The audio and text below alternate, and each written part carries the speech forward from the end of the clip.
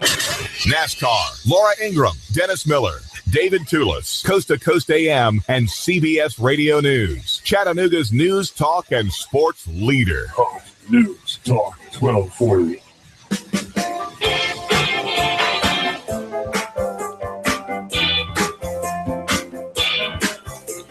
Oddly enough, there's not much of anything to report on the Patriot Act or the USA Freedom Act. It's just been passed.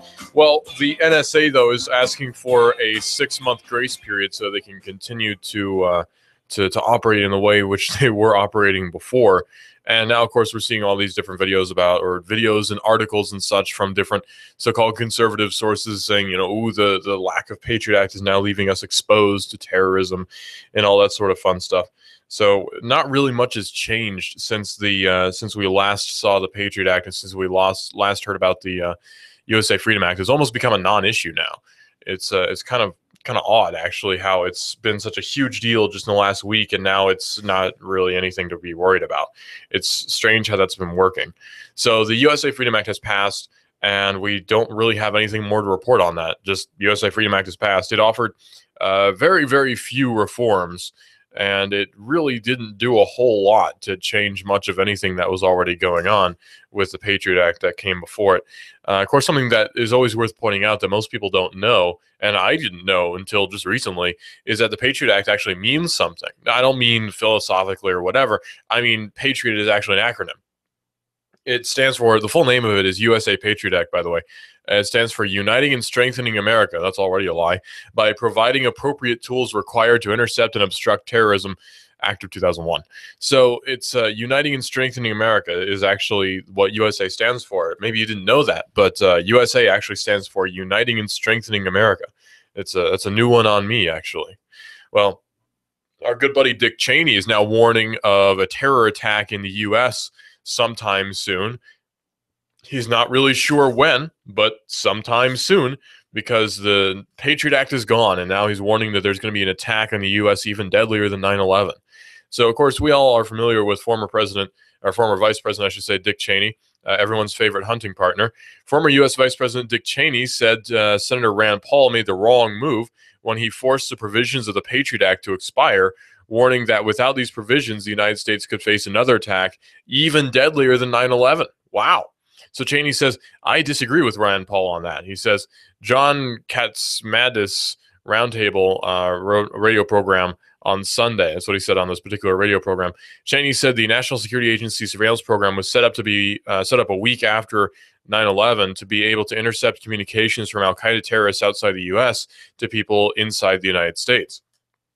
But you know what they say about good intentions. He says it's been a good program. The fact is, nobody yet has been able to point out a single instance where the NSA has abused that power and that authority. That does not happen. Nobody's rights has been violated. Nobody's right has been violated, he said. Well, except that's not true, because just by collecting this information, they're violating the Fourth Amendment. So obviously, this is a very big problem in former Vice President Dick Cheney not recognizing what the Fourth Amendment actually is. So he must not understand what that actually means. Poor guy. You know, it's kind of sad to think about how he's lived so long being so ignorant.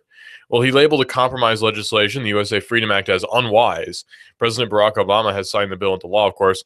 Dick Cheney said the controversy that came out when the Senate deliberated on whether to extend the provisions of the Patriot Act was just about politics. He warned that the possibility of having another mass casualty like 9/11 is very real. Well, yeah, of course it is, with or without the Patriot Act. I mean, after all, 9/11 happened without the Patriot Act. The Boston bombing happened with the Patriot Act. And all sorts of other terrorist plots, like the underwear bomber and the shoe bomber, happened with the Patriot Act. So the argument's really kind of moot, because it doesn't particularly matter if we have it or not, because it seems that terrorist acts are going to happen either way. Al-Qaeda, he said, has spread, and the U.S. now has to deal with the Islamic State, which has become more violent. He says, I think the threat is growing. I don't think it's receding. The likelihood of another big attack against the United States is very real. I can't say where or when, but it strikes me we need to be doing everything we can to stop that attack and capture and kill the terrorists instead of weakening the tools that our intelligence people have in order to effectively combat the terrorists, blah, blah, blah. So he's very upset about unnamed terrorists. He's not sure when they're going to do anything, but he's sure they will at some point. And so he really can't offer up any solution other than we need to spy on everybody. And that's just sort of his solution. It's not a very good one. He has bold, inspired solutions, but they're not very good. He added, I'm fearful that we've gotten far enough away after 14 years, far and away from 9/11, that too many people out there have forgotten what happened and what it's like when it does happen. This is the danger that next time they'll have something deadlier than airline tickets and box cutters when they launch an attack. Of course, arguably they already did, but it's kind of funny to see how lots of different people who are apologists for the Patriot Act are very, very keen to use it as leverage, and they're very keen to use 9/11 as leverage in making their argument. They say, well, 9/11 happened and hasn't happened again, has it? Obviously, we need the Patriot Act. 9/11 hasn't happened again, so I guess we need the Patriot Act. That's a very good logic, Mr. Cheney. Very excellent logic. I applaud your effort, Mr. Cheney. Fortunately, Dick Cheney is no longer the vice president. We have Joe Biden as vice president, who doesn't seem to be too worried about, well, much of anything. Of course, thoughts and prayers with him and his family. Obviously, his son just recently passed away, and that is truly a tragedy. But I actually, honestly, I like Joe Biden better as vice president than I liked Dick Cheney back in the day. I mean, I don't know. Something about him seems a lot more likable than Cheney was. Cheney kind of freaked me out, actually. He's a little bit scary because it seemed like he'd just at any second fly off the handle and declare a war on somebody.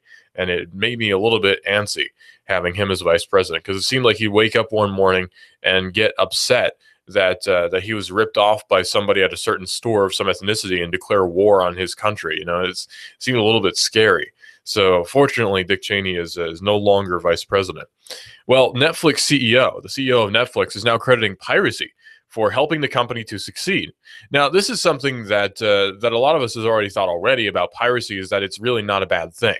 Most people don't really care that much about piracy, probably rightfully so. Most companies don't openly credit piracy for boosting their business, particularly if they're in the content distribution business, but Hollywood and the RIAA, the Recording Industry Association of America, tend to be very touchy about that kind of topic. According to CEO Reed Hastings, piracy helped Netflix by encouraging people to view content whenever they chose via an online device, rather than at fixed viewing times and hours that were set by television networks and studio heads. While such statements will likely lead to teeth grinding in Hollywood, there's quite a bit of overlap between using a legitimate service like Netflix versus downloading content from an illicit site.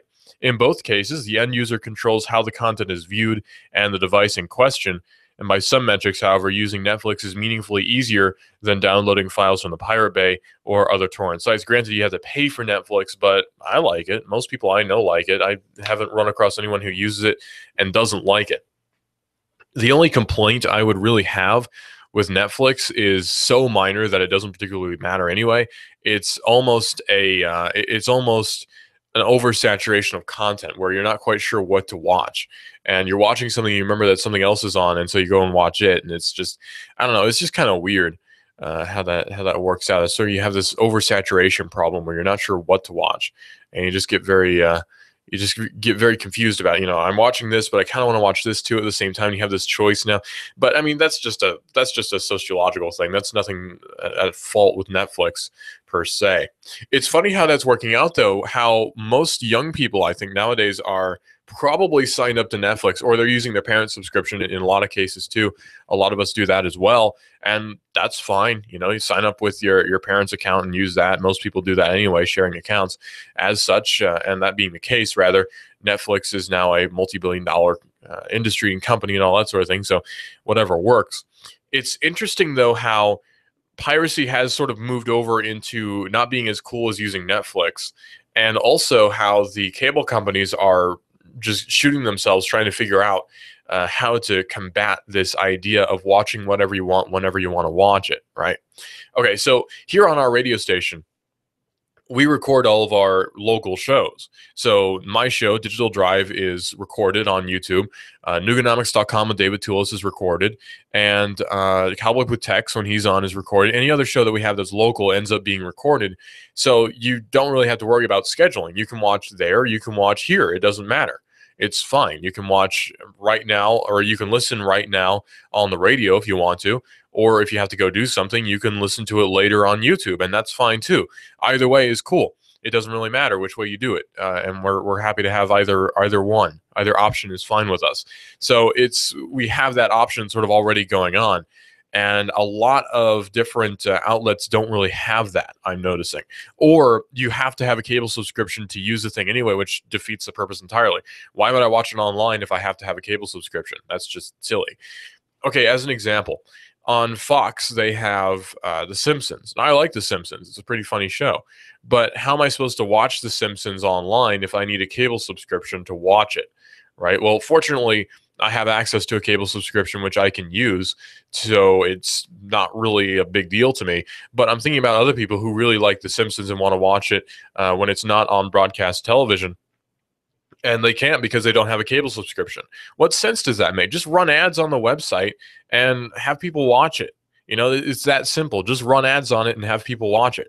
That's what we do, and it works out just fine for us. And I'm sure scaled up, they could make millions of dollars off of this. Use Netflix as a model. Use HBO Now as a model. Use Hulu as a model. There's all these different things you could use as a model. And it just doesn't make any sense to me. It's just silly how people are very... people are very old world when it comes to a lot of these different streaming options. Very, very old world. I think about it this way: the Beatles aren't even streaming on iTunes yet, so that's another big problem there. That's already a huge problem. Well, before anyone lights torches, the writer of the Extreme Tech article asks that you hear him out. He says, if you're technologically proficient, managing your own AV files is likely second nature. If you rip or create your own H.264 or HEVC files for personal archival, the idea that just downloading some episodes of the TV show constitutes a technical barrier is likely laughable. If, however, you're the kind of user who finds Windows Explorer a touch intimidating, then the arrival of one-click viewing service is a godsend. So 18 of the top 100 Netflix shows are available in Australia.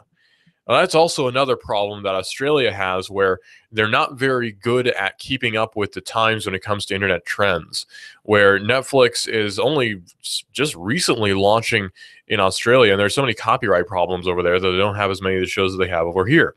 With Netflix or an analogous service, you don't have to worry about torrent file accuracy, queuing up multiple episodes in a row, or sourcing high-quality content. All of these features are taken care of for you, which is to say that Netflix delivers a lot of the convenience of pirating content while eliminating a significant number of headaches. I think Spain, they say, will be one of our most successful countries. There's a high rate of internet connectivity and a population that is accustomed to the use of electronic commerce and that has shown signs of being interested in our product. We are very optimistic, as Mr. Hastings says.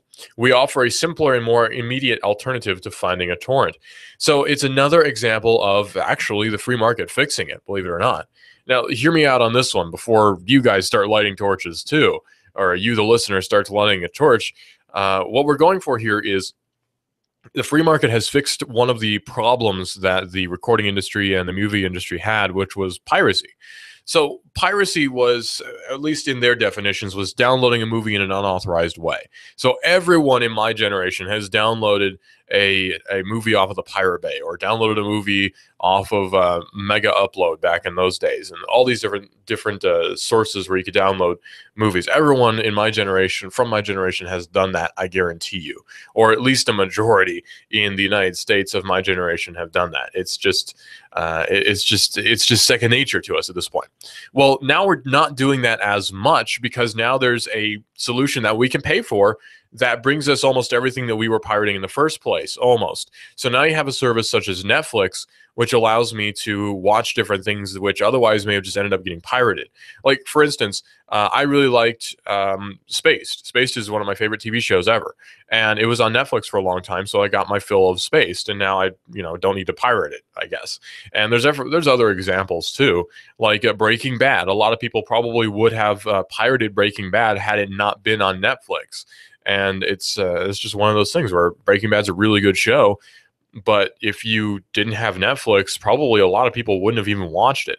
Netflix is causing a lot of different shows to become more popular than they would have been had they just been streaming, or rather, had they just been on broadcast TV, because TV is not very cool anymore. TV is kind of unhip right about now. TV is not very cool, not very hip. Most of the kids don't watch TV these days anyway. So I don't know anyone who I can't think of anyone anyway who sits down and says, I think I'm going to watch some TV, and then turns on a TV that has a cable box attached to it and watches TV. Who does that? Nowadays, who does that? Except for our parents, I guess. in my generation. It's just our parents do that, but we don't do that because we have the internet. We have YouTube, where there's all sorts of amateur entertainment on YouTube that, or sometimes professional entertainment too, that's way better than what you'd find on TV anyway. TV is not funny, and the internet tends to be. So there's that overlap as well, where people on television tend to not be very funny at all. Comedy on television is usually very bland, very much geared towards middle-aged people, and it's just really not very funny, at least to me. So I really just have a big issue with television as it is on TV today. It's just very bland, very boring, very geared towards someone who isn't me. It's just not marketed towards me. Same goes for music. I'm not big into a lot of the music that you'd hear in top 40 stations. Some of it's pretty good, but a lot of it I just can't really get into. But anyway, that's your Netflix news for the day. I'm a pretty big fan of Netflix, actually. I'm quite a fan. I use it more often than not. If I'm watching content, I'm probably watching it on Netflix, just because that's the way to watch things. Like reality TV's on Netflix too. If only they could get Jackass on YouTube, or on Netflix, I should say, I would be totally happy, because it's my favorite TV series, next to Spaced, of course. But anyway, I'm really also big into virtual reality. Now, there's two forms of reality, aside from real reality. There's augmented reality and there's virtual reality. Both of those are very fun. Well, Steam, or rather Valve, which owns Steam, is working on Steam VR. The Valve Corporation is a company which works on a lot of different games: Portal, Half-Life, Half-Life 2, obviously, supposedly Half-Life 3, although probably not, Team Fortress, Counter-Strike, Global Offensive, and Dota 2. Of course, CS Source as well, but they worked on a lot of those games and continue to put out updates for them in the form of hats for TF2 and in the form of really sweet skins for CSGO. But anyway, this is a company that I'm sort of an admirer of. I like Valve a lot. They've come out with a lot of cool things over at Valve. Anyway, Steam VR is a headset which the folks over at Valve have come out with. And now there's new instructions which show how wireless controllers are going to work in a 15-foot diagonal virtual play space. So the anticipation for Valve's first virtual reality solution, the HTC Vive, comes with a different set of issues rather than impeding launches from the likes of Oculus and Sony. So Vive users will need to dedicate a serious amount of floor space to the system, since Steam VR will require its players to stand up and walk around in virtual space. Thus, virtual reality freaks looking to build the ultimate VR room in their house will want to check out the details that emerged as the first wave of developers got their free Vive dev kits over the weekend. Reddit users pulled the Vive setup instructions from a recent Steam VR update over the weekend, but Valve officially posted the booklet in a PDF format for all to read on Steam's website on Monday. The guide shows 2 Portal-style characters following Steam VR's 32-step setup procedure, the last step of which is a cheeky color-coded finale that simply states, "Enjoy VR." So the look of the instructions, going by them, Valve wants its users to mount the Vive 2 Lighthouse tracking base stations to opposite walls at a height roughly 1 foot taller than the user. Thankfully, the base stations have camera-mounted screw openings, and the dev kit boxes contain a few small wall mounts as well. Hopeful Steam VR users should prepare to set up their systems in a room with at least 2 convenient mounting points. The instructions also reveal the maximum play space that can be covered by that tracking system, which is a 15-foot diagonal between 2 laser base stations, which works out to roughly 9 by 12 rectangle, 9 feet by 12 feet in a rectangle. So virtual reality is not exactly convenient right about now. I'm not sure if it ever will be convenient in this year, but virtual reality is well on its way to becoming quite convenient, because we have major corporations, major players working on virtual reality and working on augmented reality as well. I mean, how much bigger can you get than Microsoft in the tech sector anyway? Well, obviously Apple, but how much bigger than Microsoft can you get in the tech sector nowadays, right? So Microsoft has come out with, or is coming out with, the Microsoft HoloLens, which is a similar concept to Steam VR, except the Microsoft HoloLens is augmented reality and is very much portable in that you just mount the thing on your head and go. So you have all these different items that are projected around the real world that is projected reality, sort of. It's virtual reality, except not. It's like an overlay over the real world. Think of if you've ever had a heads-up display in a video game, it's that, basically. So it's really exciting. because it also will be projecting different items onto tables. It'll be projecting different items into the virtual world around you. It's just a very, very exciting technology. I'm very hyped about the Microsoft HoloLens. Hopefully I can get a review copy out here to the station, and maybe they'll give me one for, if not free, then a reduced price, so I can tell you how it works exactly, along with a Windows 10 laptop. So lots of cool stuff are coming. Lots of cool stuff is coming out this year, and the Worldwide Developers Conference just happened yesterday and is still going on today. Going to be talking about that in just a few seconds right here on Hot News Talk Radio, AM 1240. This is Digital Drive. HotNewsTalkRadio.com is where you should go to listen on the web. This is a modern world. This is the modern world. What kind of fool do you think I am? You think I know nothing of You give us 12 minutes and 40 seconds, we'll give you Chattanooga and the world. News Talk 1240. Hi, this is your computer speaking. I don't feel so well. It's like I've come down with a bug, and I'm getting slower. Affordable Computers. We fix sick computers. Your hometown guys at Affordable Computers will repair your PC in half the time of the big boys at an affordable price. No tricks, no gimmicks, no computer speak technobabble. Just good, quick, and courteous affordable service and repairs. Want to affordably supercharge your PC? Affordable Computers on Highway 58. Affordable Computers hand builds all desktops in-house. If you're looking for a better-than-new refurb laptop, $150 will get you a Dell or another name brand at Affordable Computers. Affordable Computers, Highway 58, between Arby's and Taco Bell. Also Fort O, Battlefield Parkway, near Holcomb's. Affordable Computers, we service what we sell. Call 499-1975. That's 499-1975. Wow, this is amazing. I'm feeling great, supercharged. Do you feel better outside your home or business than in? Indoor air quality is important. Mildew, mold, smoke, water, and rodent damage are prime causes of poor indoor air quality. Ducts, Indoor Air Professionals, better known as Duct Busters, cleans HVAC systems using 127 definable Duct Busters steps. Let Mark Thompson address the indoor air quality at your business to help reduce employee illnesses. Prevent fires by cleaning your dryer vents. Mark and his parents, Dick and Joan Thompson, have been building our local economy and helping local people with HVAC systems 16 years. Ducts, Indoor Air Professionals. Call 876-9907. 876-9907. Ducks. Call now.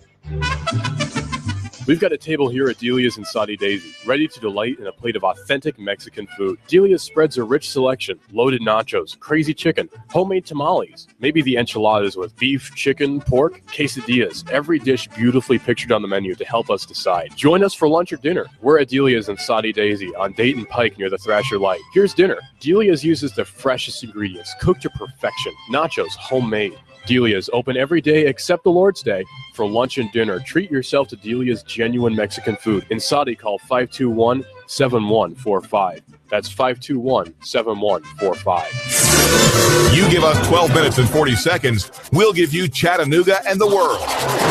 News Talk 1240. You love your hometown. Are you interested in free markets, in local economy? Do you hope that Chattanooga can survive the next meltdown, the next chain of disasters in the national economy? What's the best way to live out the ideals of self-government and self-determination? Join me, David Toulis, weekdays 1 to 3. Hot News Talk 1240. Love your neighbor, buy local. You give us 12 minutes and 40 seconds, we'll give you Chattanooga and the world. Hot News Talk 1240.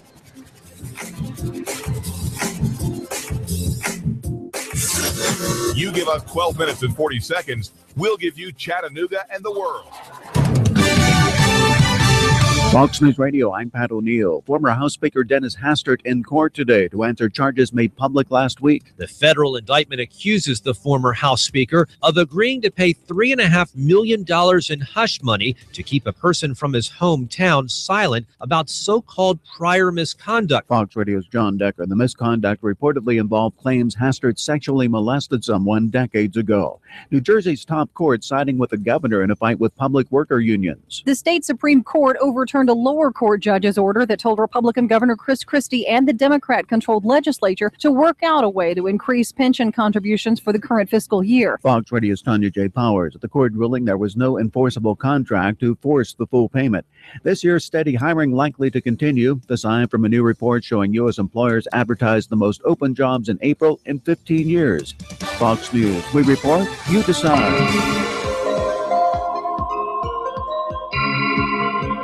Apple has just launched a music streaming service.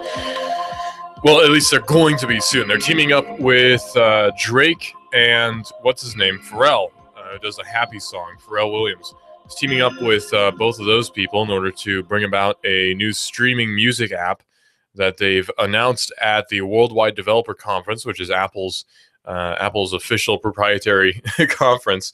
And they've also announced iOS 9, which is not going to be abandoning you hardware-wise as well. We'll get into that in a little bit.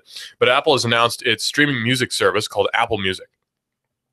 So now the question is being asked is, can the tech giant actually pose a legit threat to Spotify? I don't know. I don't really use Spotify, so I can't really give you any complex analysis of Spotify. I have used it, but it's not for me. I'll put it that way. Spotify is not really my thing.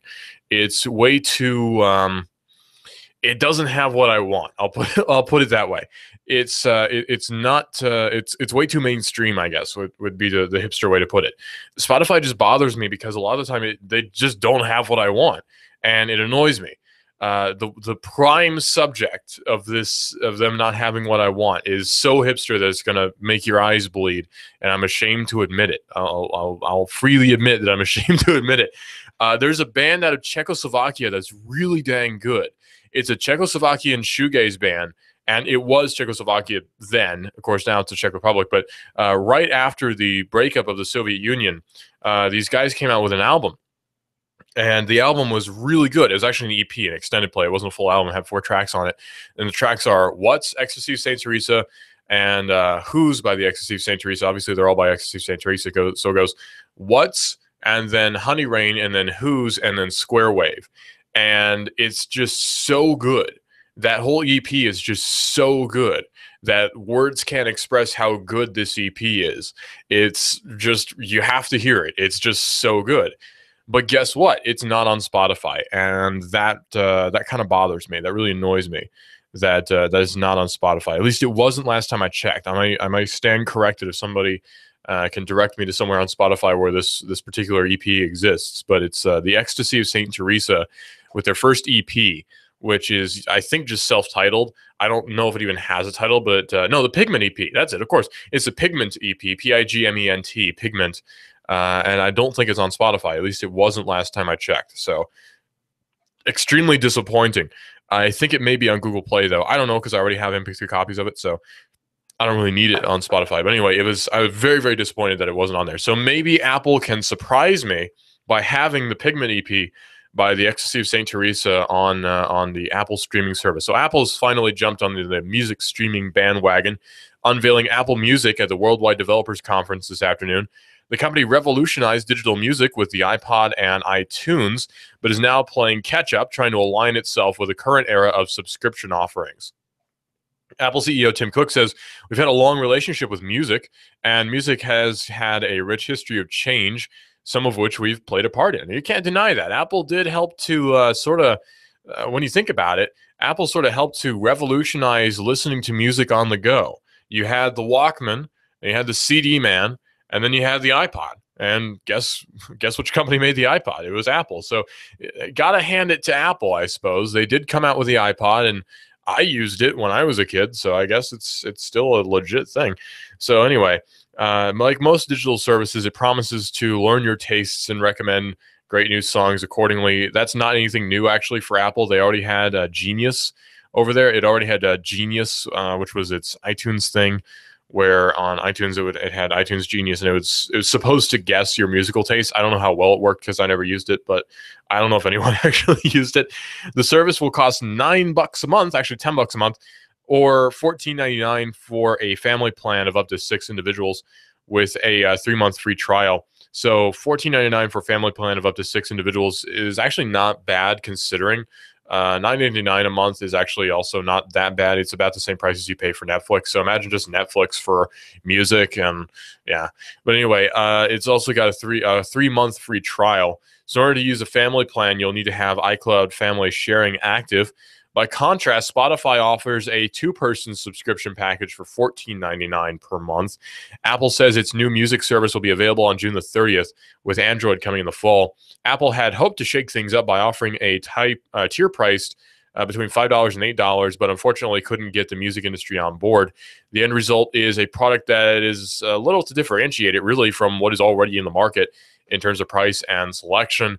So it had a problem with the big giant, EMI, Sony BMG, Universal Music, Disney Records. All of those different companies are not very keen to low price points. Basically, the only time you'll find anything from them that's anything from any one of those companies that's under $1 per track is if you go to a used record store and buy it. That's basically the only way you're going to find a legit version of it for under 99 cents per track. Very annoying, very obnoxious, but that's just how it is. The 30 million tracks on Apple Music are also going to be found on Spotify or Rdio. Apple is going to feature, or rather hoping to feature, exclusive content soon enough. Paid Apple Music users will also be able to download albums and playlists to play offline, while free users will only be able to listen to Apple Music radio stations with limited skipping. The company has rebuilt iTunes Radio and reportedly staffed it with big-name artists such as Dr. Dre, of course, who's a big Apple partner over there. Dr. Dre is. will.i.am, Pharrell, and Drake acting as DJs. It's also bringing in experienced talent like BBC's Zane Lowe to help curate stations. Jimmy Iovine, who has been heading up Apple's renewed push into music, is reportedly trying to sign other big names such as Kanye West and Beyonce to exclusive deals, but lost out to Tidal, which is a rival service launched by Jay-Z and a consortium of high-profile musicians. So yeah, I call him Jay-Z just to mess with people, but it for some reason it works. You call Jay-Z Jay-Z, people get really annoyed. But yeah, so Apple's coming out with their brand new streaming service. Is it going to be anything different from the competition? Maybe. Their live DJ thing does sound kind of cool. Actually, I don't have a whole lot of faith in what Kanye West would put out in terms of what he would want to DJ. Pharrell seems to have pretty good taste in music. Not going to lie, Pharrell obviously likes Black Flag. I've heard that he likes the band Black Flag, so I'd be down with that. But I don't know. I'm kind of on the fence about it. I don't see it as threatening because I'm not in music radio, so so I don't really see that as threatening. But maybe if I were a music DJ, I'd be very up in arms about this. But I just see it as technological progression. That's just how it is. The first station is called Beats One, of course, and it'll be available in 100 countries. It's going to be playing iTunes around the clock, and it'll be anchored by 3 DJs, Zane Lowe, Abro Darden, and Julie Adenuga, I believe is how you say. Subscribers can skip as many tracks as they like. Apple's Eddie Q says the music it recommends to you isn't just algorithms, it's recommendations made by our team of experts, he says, and it's pretty much the same pitch that Beats made when it launched. Users who sign up for that service will find their accounts transferred automatically over to Apple Music when the latter launches on June 30th. So lots of stuff is happening in late June and early July, all the way up to late July, where in late July we have Windows 10. Lost it. Windows 10 launching. So that's kind of cool too. Also in Apple Music news, just to wrap that up, it's going to be coming to Android in the fall as well. So if you don't want to use Google Play Music, understandable. I use it, but I can see why people wouldn't like it. If you don't want to use Google Play Music, then you can use Apple's Apple Music service if you want to. It's being shown off exclusively on iPhones at the Worldwide Developer Conference 2015, but the new Apple Music service is going to be spreading out beyond the Apple realm, including a release on Android later this year. So when Apple users on Apple devices can listen to free radio stations such as Beats One with limited skips, Android users of the service have no free tier and have to be paid subscribers to listen to music because Apple hates Google. Other than Beats Music, an Android app that Apple acquired with the company bearing that name, there are no Apple apps on the Android platform. But the determination to make Apple Music the universal destination where fans go to listen to and connect with their favorite artists has led to a change of strategy. Apple now hopes, or rather is now making Android apps. So we can now, without any qualification, without any, no digging, no sort of investigative reporting. We can say that Apple now develops apps for Android. Very weird, but that's your tech news. That's your brand new breaking tech news. Apple now makes Android apps. Very, very strange. The U.S. Army. Everybody's a fan, right? Everybody likes the U.S. Army, except for the Syrian Electronic Army. It's a rival army. So the USA Army website has been defaced by the Syrian Electronic Army, and they also posted on their Twitter account, official Syrian Electronic Army account on Twitter, that the SEA has hacked the official website of the U.S. Army and left several messages on it on army.mil. So earlier today, the official website of the U.S. Army, which is army.mil, was defaced by attackers claiming to be with the Syrian Electronic Army. In addition to the message on the page claiming attribution, the hackers or attackers also included a pop-up message to anyone visiting saying, your commanders admit they are training the people that they have sent you to die fighting. Based on screenshots published in the Syrian Electronic Army's Twitter account, it appears the attack gained access to the webpage through the Limelight Network's content delivery network. A screenshot shows a Limelight control panel for the account belonging to the U.S. Army Office of Public Affairs. A spokesperson from Limelight contacted ours, said that we take security concerns extremely seriously, and in an abundance of caution, we're conducting a full investigation. At this point, we have no reason to believe any customer data has been compromised, and yada, yada. So at the time of the publication, the Army main homepage was down, although it appears to be back up right now. We can go ahead and check real quick as well.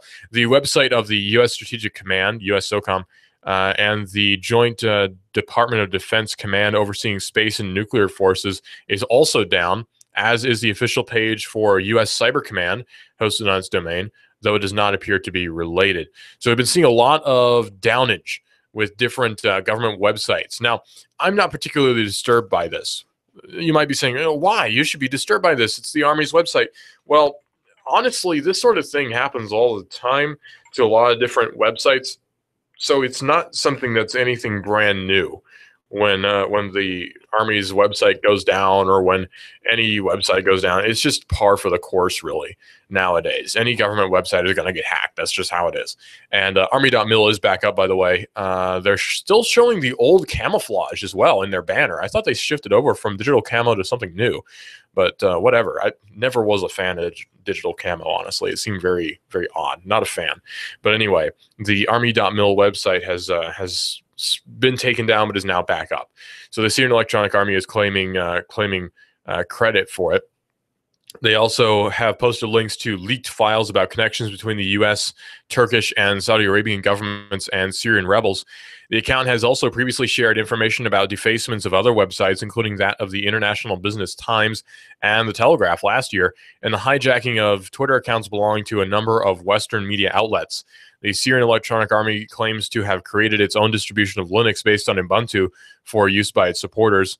Ars Technica has attempted to reach the Army and U.S. Cyber Command for comment, but has not received a response. That's typical, par for the course of the Army. They don't like to talk to anybody.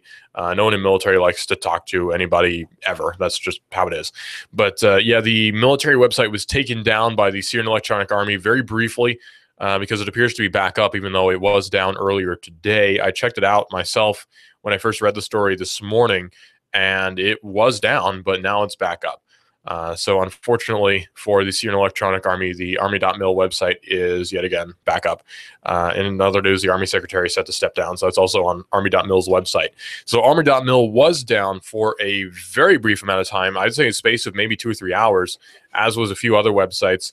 Is this indicative of a broader cyber attack by some sort of cyber terrorist league? I very much doubt it. Actually, that's just sort of how it is. Technology is just such that different websites are going to get hacked. That's just how it is. Get used to it, basically. It's the unfortunate case of the matter. It's just websites are going to get hacked. What are you going to do? Well, anyway, a judge has found Prenda Law attorneys to be in contempt, saying that they hid assets. So Prenda Law was a copyright trolling scheme that sued thousands of different organizations for downloading online pornography, but the organization was buried under a wave of judicial sanctions beginning back in 2013. However, the 3 lawyers found to be interviewed with the organization, or intertwined, I should say, with the organization, John Steele, Paul Hansmeyer, and Paul Duffy, are continuing to get in hot water.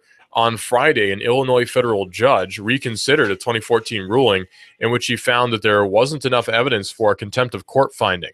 New evidence has convinced U.S. District Judge David Herndon that Steele and Hansmeier should be found in contempt, and last week he ordered them to pay $65,263. That amount will get progressively larger, the judge warned, if they continue their misdeeds before this court. In addition, Steele and Duffy engaged in unreasonable, willful obstruction of discovery in bad faith, and Herndon ordered those two to pay for the defense's discovery expenses needed to unwind the complex financial records. The three offending lawyers will have until the 15th of July to pay up. And we're so ecstatic because we finally got it. And this order gives them a set date by which to pay, said defense lawyer Jason Sweet in an interview with Ars Technica, saying they didn't have to obstruct delivery. It was always in their control, as the court found. They've shown a willingness to lie, and they'll continue to do so unless they're sanctioned. So the case overseen by Herndon is Lightspeed Media versus Anthony Smith, a long-running Southern District of Illinois case in which Prenda-linked lawyers said that Smith and 6,600 co-conspirators had hacked into adult websites in order to steal content. And so that whole case has sort of made a stir in the tech industry with a lot of people taking sides on that, and appears to be coming to a close now. So that's your news on the tech update with Prenda Law, which is very controversial. Copyright trolling has been something that's been going on for almost forever now, ever since the DMCA was passed, which is a ridiculous copyright act that really ruined a lot of things. But now, fortunately, that's coming to an end. Macintosh is going to be coming out, or rather, Apple is going to be coming out with Mac OS 9 El Capitan. And or rather, El Capitan is a new version of OS 10, and iOS 9 is coming to your phone. It's very confusing with their setup. So the good news is for just about everybody who runs an iPhone nowadays, you will be able to update to iOS 9 without any hardware problems. So there's a big support list that they have on Apple's website where you can see what all you need in order to upgrade. And there's going to be some feature fragmentation depending on what hardware you're running. Not all Macs and iDevices support things like AirDrop and Handoff, and so older Macs aren't going to be able to take advantage of Metal either. Any iPad older than the iPad Air 2 can't use the split-screen multitasking feature that Apple showed off, but you are still getting the new APIs and new security updates and the bulk of the things that were shown off on stage at the WWDC. So it looks like older iPhones and older Macintosh devices will be able to run the new operating system that Apple has just now put out. Tech is going to be used for stroke victims, is now going to be helping soldiers to shoot straight. Researchers at the U.S. Army Research Lab are testing a carbon fiber exoskeleton, it's an arm, that originally was developed to assist in the rehabilitation of stroke victims as a way to help stabilize firearms and allow soldiers to aim more accurately. The Mobile Arm Exoskeleton for Firearm Aim Stabilization, or MaxFast project, has thus far only been used in static testing with external hardware, but experiments have shown that it can help improve the aim of soldiers with handguns even after they've stopped wearing it. Dan Beachel, a lead investigator on MaxFast at ARL, described the system as being the equivalent of image stabilization, except that it actually stabilizes the entire arm of its wearer. Imagine the benefits of using an image stabilizer for a camera when the photographer is capturing action shots, Beachel told the Defense Department's Armed with Science weblog. MaxFast provides that level of stability for your entire arm during the critical moments of aiming and shooting. The MaxFast exoskeleton senses the tremors in your arm that you probably don't even realize exist. The control algorithms for the device dramatically reduce the shake without locking your arm in place. So it's a lot like different devices we've seen for conducting surgery as well. There have been quite a few of those. I've actually had the pleasure of using one over at Erlanger. My dad has some pull over there. He works in the graphics department, so I get to look at all the cool toys that they have. One of them was the Mako robotic surgery assistant that they had, and it seems to be a very similar idea, where this robotic surgery machine wouldn't go outside the bounds of a certain realm, and you could only cut to a certain degree and all this different stuff. So it seems to be the same sort of idea. Well, Beachel began work on MaxFast as his master's thesis project at the University of Delaware, modeling his work on the Alex and Alex II exoskeletons developed at the University of Delaware's Mechanical Systems Lab. tethered leg exoskeletons used in the rehabilitation of stroke victims. The ALEKS systems help to train a patient's walking gait, applying force on the leg to adjust its motion as needed to ensure that the leg travels along a predetermined path. Through training with ALEKS during rehabilitation, patients' walking gait improved. So we're using a device that was once used to help to heal people, to help soldiers to kill people. So this is par for the course. Of course, when we're talking about different government systems, they are always developing brand new, fascinating ways to kill people in very exciting and very gory ways. And this is a brand new one that's being developed for our friends over at the DoD in their Science as a Weapon blog. The folks at the DoD, of course, are very, very intent on using any new technology as a weapon. They're very intent upon doing that. Any sort of new technology that comes out, there's somebody over there who thinks, how can I kill somebody with this? There's always somebody who thinks that. That seems to be the case over at the DoD. So like say we have a new directed microtrajectory adjustment for bullets. And they say, oh, how can we use this to kill people better? And we have microtrajectory adjustment that was originally going to be used for model rockets. And they think, how can we apply this to mortars to blow up villages in Pakistan? How can we do that? And there's always somebody sitting there. Kind of like how Tony Stark used to be before he got away from the whole weapons trade. That's basically how the people of the DoD still are. It's very obnoxious.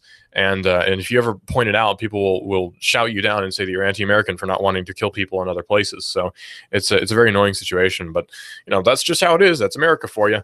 We're very big into killing people with super advanced technology, and we're outspending ourselves, and eventually we're just going to be crushed under the weight of all of our debt. But the MaxFast system showed that it could be used to train soldiers to aim better without using the exoskeleton as well. He says, of course, we have to perform more tests to find out how long that effect lasts, but these initial results indicate that MaxFast could be used to train soldier marksmanship faster and more effectively, Beachel said. It's also possible that MaxFast could be developed into an untethered mobile version, he added, that could be worn by combat armed soldiers on the battlefield to actively improve shooting performance. But that will require a great deal more work. More work that I'm sure the DoD is willing to invest in ensuring that we can kill people mo better, because that's what we're all about over at the DoD. Interestingly enough, if you have ever been convicted of a DUI, well, what was your problem anyway? But now they're working on a technology that could help you to not ever have a DUI again.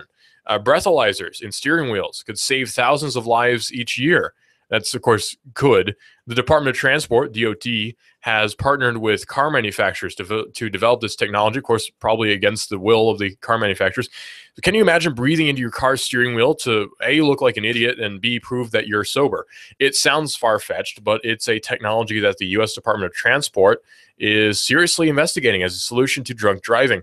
How they're going to ensure that this will be placed in your cousin's old rat rod that he borrowed money from you to build, I don't know how they're going to enforce that, but possibly someday we'll have breathalyzers stuck in our steering wheels that we'll all have to breathe into in order to travel anywhere whatsoever, because it's the government's job to make sure we're not driving drunk. And it's not their job to make sure you're not driving drunk, after you've actually hit somebody and then they'll arrest you afterwards. No, it's their job to ensure you don't commit a crime, because the very thought of committing a crime is a crime in and of itself, and thus you must be stopped for these awful thought crimes. This is Digital Drive. I'm your host, Russell. Nuganomics.com with David Tillis is coming up in just a few seconds right here on Hot News Talk Radio. He talks about local economy and free markets on his show right here, Hot News Talk Radio and hotnewstalkradio.com. This is a mob mode. This is the mob mode. What kind of fool do you think I am? You think I know nothing about my... Don't worry, just relax. You need a car. Come to Autolux. My wife and I keep the cost down. We sell a quality vehicle at a great price. Our overhead is low. I have no employees, so I can keep my costs down. In turn, the consumer gets a better price. Everything that I sell is emission ready. We really try to go the extra mile for our customer. I don't have to pay an employee commission. I don't have to pay somebody to come out here and wash my cars. I do it all, from buying to selling, from A to Z. I don't have the overhead where I have to raise the price on my vehicle to cover costs. Here